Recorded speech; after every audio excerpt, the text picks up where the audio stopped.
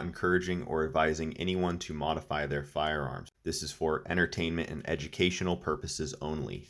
What's up, everyone? I got my hands on the Staccato HD P4.5. My buddy Jeff at the Weapon Collective sent this to me to see what I could do with the trigger. He's also graciously allowing me to make whatever content I want with this pistol. First and foremost, huge thanks to him. If you're not familiar with his channel, The Weapon Collective, he puts out a lot of really cool content. I especially enjoy his 1911 videos. I will put a link to his channel in the description. Please go over there, subscribe, check out his videos. I really appreciate this opportunity to check out a new pistol I would have never gotten my hands on otherwise. I will also link to his videos on the HD series. I will link to some 10.8 performance videos and a Sage Dynamics video about this pistol. Those are the reviews that I saw that I liked the most and the ones that I thought framed the application of this pistol and its intended use in the correct context. I don't really like making review type videos, nor do I think I'm good at it. I want to focus on the mechanical design of this pistol and the technical content, and that's where I think my strengths lie. I have 2 videos planned so far. This first one will be a complete disassembly and reassembly. Jeff has a good video on the P4 where he disassembles and reassembles it, but didn't quite strip it all the way down, so that's what I'm going to do.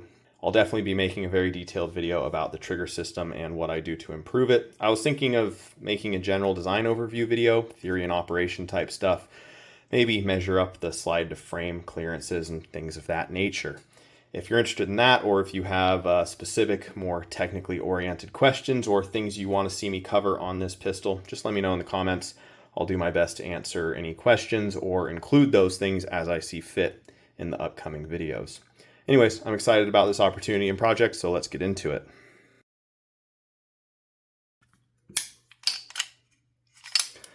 Kind of a pain. Gotta pull the slide back, line up this notch and hold it there. And then this little nub in the center, you have to push through. And you can kind of work the slide back and forth and start pushing on it. And you'll feel it start to pop through with just your finger at some point when you have it lined up correctly. And then you can punch it the rest of the way out. And then the slide comes off. The other side slide stop pivots up and comes out. You can see it has this little wing right down here that goes into this groove down here to keep it captured. There is a little spring in this pocket for the left side slide stop. It interacts with this nub right here. You can see it's tapered. So you can push this in under the spring, and then the coil of the spring ends up popping over this little bump and resting right here when it's fully installed. This little spring comes out, and you can just, grab it with a punch or something like that. And then an easy way to reinstall this is just grab it with needle nose pliers and kind of just push it down in the hole, and then pull your pliers out. And it's back in there. Push the recoil assembly forward a little bit, compress the spring and kind of lift it up out of there and pull it back. It is a captured system. And then there is a little reverse plug in here that comes out, and then flip the link forward, pull the barrel out the front. Before I disassemble this slide, I want to point something out here. Look at the machining of these radii. I really doubt that that is a intentional pattern of any sort. That really just looks like tool chatter to me. Presumably, it's supposed to look like that. Chatter marks like this are the result of a lack of rigidity in the tooling or the machine or the fixturing, loose fixturing, a dull tool, or incorrect speeds and feeds. In my opinion, this should never have made it past QC and been finished and put on a pistol. This does have a Series 80 style firing pin block system, so that prevents the firing pin from going all the way forward unless this little pin is pushed up. To remove the firing pin, it's similar to a standard 1911, but you first have to push the firing pin safety in, and then you can push the firing pin in all the way and drag the plate off. Cover it with your finger, pull the plate all the way out. You can see the firing pin block caught the firing pin. Give that a push. firing pin and spring can come the rest of the way out. The firing pin block and spring are captured by the optic plate or the slide cover plate, whichever you have installed. So we will go ahead and take this optic plate off that I put in place with a couple of screws.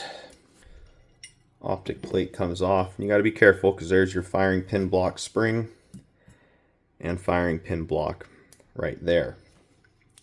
Also, under the optic plate or slide cover plate, that's how you access the pin for the external extractor.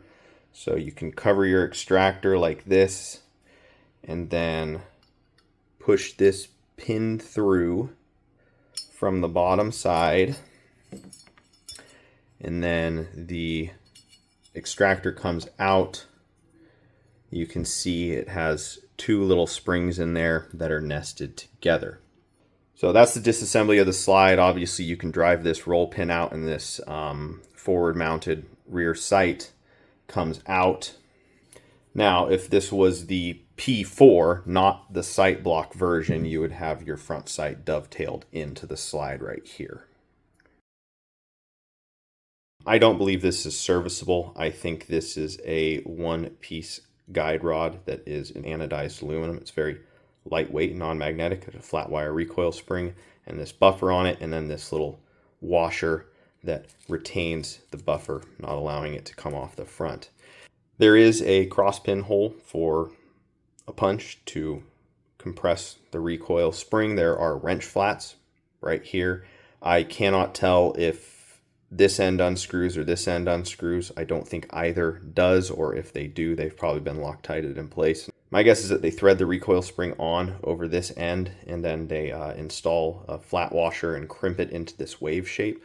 However, the interesting thing is the ID of this washer, even if it were flat, doesn't look big enough to come up over this flange at the end of the guide rod. So I'm not really sure how they're getting this thing put together.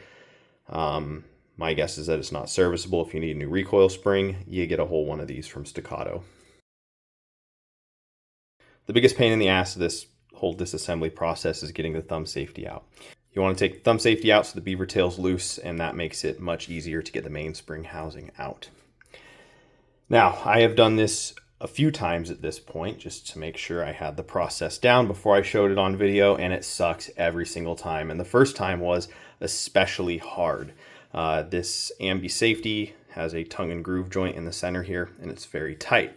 That's good. It makes the right safety paddle feel very solid, but it makes it very difficult to get out. In addition to that, unlike a normal 1911, this detent pin is actually capturing the thumb safety as well. So we have to push that in out of the way and get the thumb safety out. Luckily, they gave us that little hole there. It's about 1 millimeter, so I have a little 1 millimeter pin here. The paper clip was too small. I also got a very small little like 0.9 millimeter hex key to work. This is a stiff little detent. I tried using a plastic punch and it just ended up mangling it. Instead, what I've done is I've taken my metal punch here and taped it up and protected it so I don't ding up this finish. Push that detent in.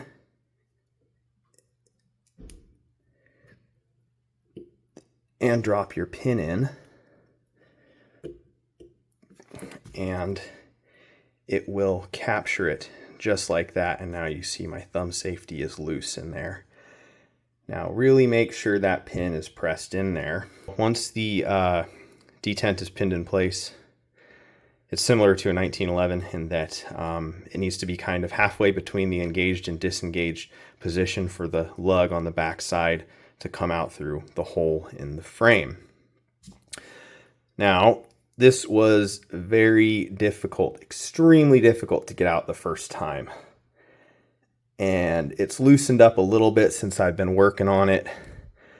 But I've just been taking a plastic prying tool and just working on this paddle like this. And kind of feeling for that location where it wants to come out. And then once I get a little gap opened up back here, I've been using a plastic scraping tool to kind of get in there and pry at it and open it up more.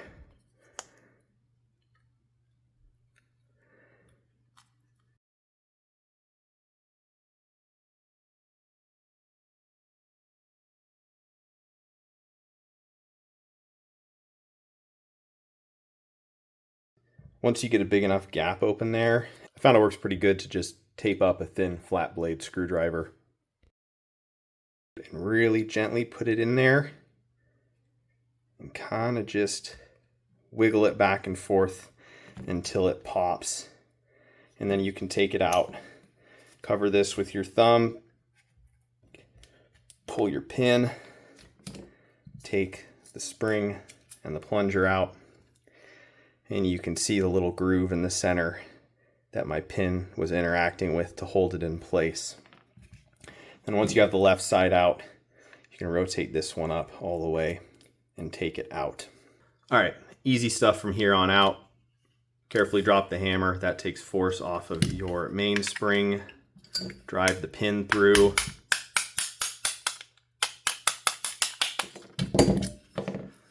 Magwell, if it has one, comes off. It kind of rocks off the back and like clips over the front like that. Now you can pull your mainspring housing down, and since this is loose, the little hooks that went behind here were able to come out easily. Sear spring comes out. And we can punch our sear and hammer pins through. Take your hammer out, and this lever comes out with it.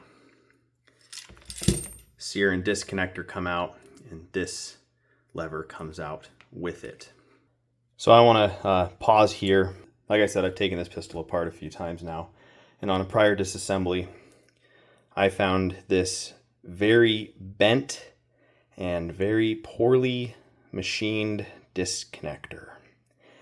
And I have a feeling this is partly what is contributing to the mushy and vague and not very audible and not very tactile reset on this trigger, possibly adding some weight through the take-up as well. That is very obviously bent. I will put some pictures that make it quite clear up on the screen here.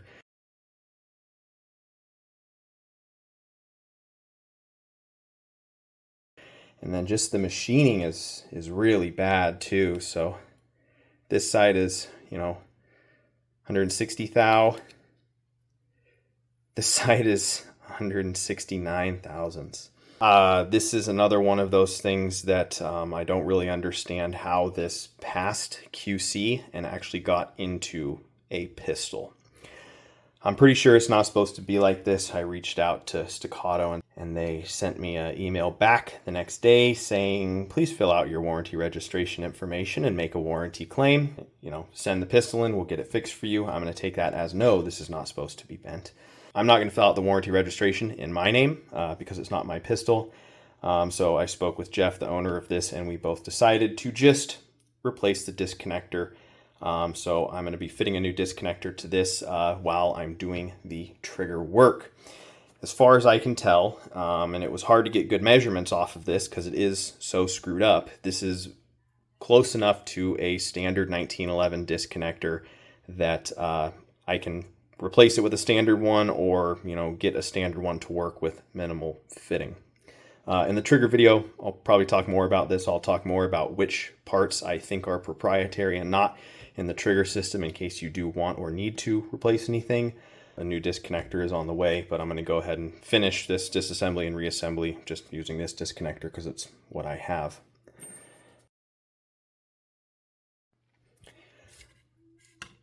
Grip module screws, T25, come out, and then there's the bushing on the inside like a standard modular double stack 1911.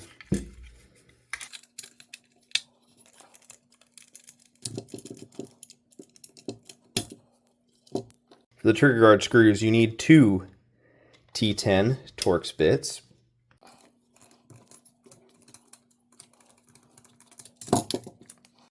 One little screw.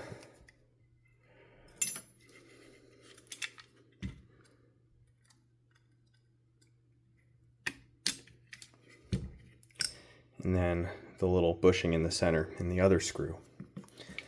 And then your grip module just slides right off like that. Ejector is just pinned in place like a standard 1911. I'm not going to take that out. Mag catch needs to come out 16th inch hex key. If you have it installed from the right side for a right-handed shooter, you have to push the mag catch in and then turn the mag catch lock 90 degrees clockwise, and it comes out. And then your trigger will come out. Now, if you had this installed the other way from the left side for a left-handed shooter, you have to push the mag catch in part way and you rotate the catch 90 degrees counterclockwise. So there's your stripped down grip module. You can reach in here with something, compress the spring, and pull the tip of the spring out like that, and then it'll come off the little nub of the mag catch lock right there. Mainspring housing, it unloads and loads through the bottom. Standard 1911 mainspring housing, everything loads and unloads through the top. Pin is right here. It has a head on this side. It comes out this way. You can just even compress it on your bench, drive the pin out, and then the keeper comes out, the mainspring, and the plunger. Plunger, spring goes in. The keeper has a little nub right here, and this little nub goes in that V-notch. Put it in. You can just compress it on your bench, stick the pin through, pretty easy. Take the little lock, put it in this way, push it back, put your spring over the little nipple right there, push it in and down, and you can kind of take something and push the tip of that spring back into the pocket at the front. Trigger goes in first. Put your mag catch through. If you're installing it for a right-handed shooter, it goes in from this side. You have to push the mag catch until this notch in the mag catch lines up with this groove in the grip module. And then you have to push the keeper in, depressing the spring, and rotate it 90 degrees counterclockwise. If you are installing this for a left-handed shooter, you have to put it in from the left side, and then you line up this notch with this groove. You have to compress the spring and rotate the plunger down into that groove. So no matter which way you are putting the mag catch in from or taking it out of, to remove it, you rotate the keeper up. To install it, you rotate the keeper down towards the bottom of the grip module. Now the grip module can go back on the frame like so. Can stick the little bushing and screw through from one side.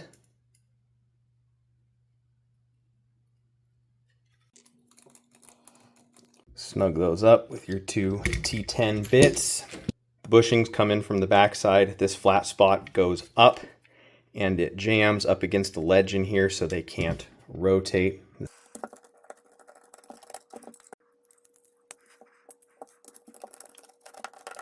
I like to put the grip module on before I reassemble the internals here, because that allows me to bridge the disconnector between the hole in the frame and the back of the trigger bow.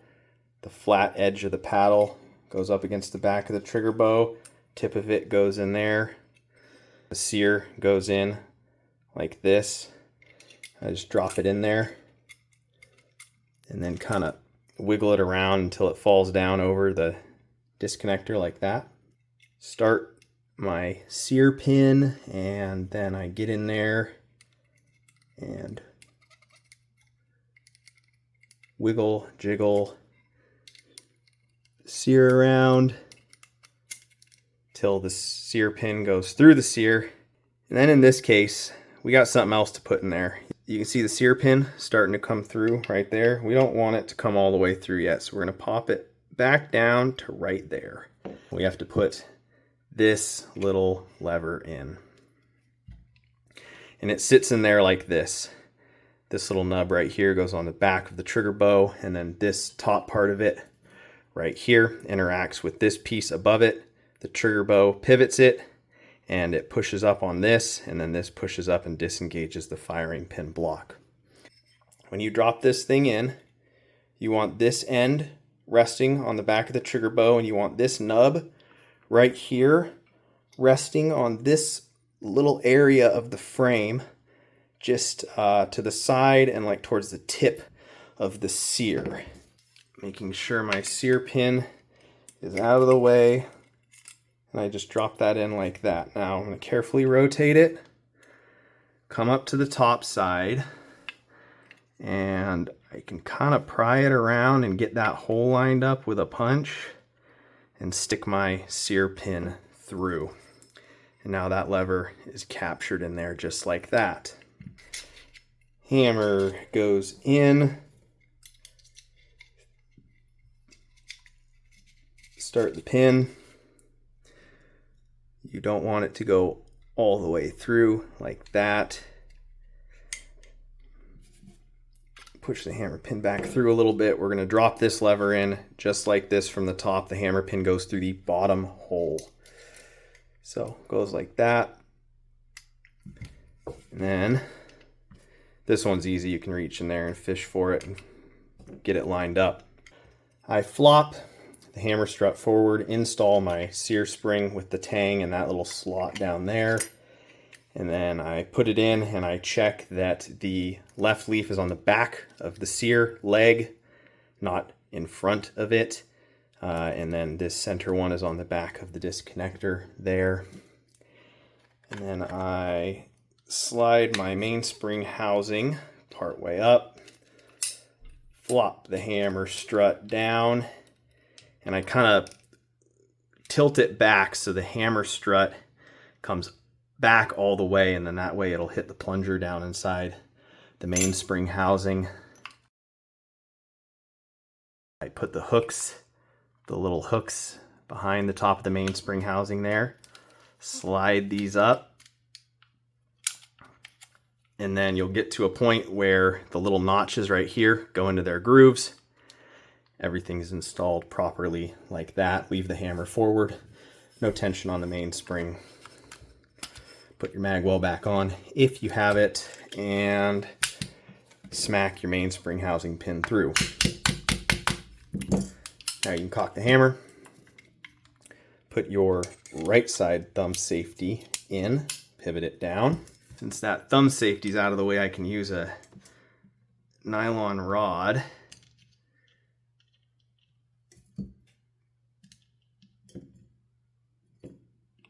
There we go, that's captured. Make sure you hold your pin in there so it doesn't come out. This will shoot off into oblivion. Put your thumb safety in so it goes through the hole. I can tell I lined up the tang in the middle, and snap it together. Pull your pin out, check your thumb safety function, all good.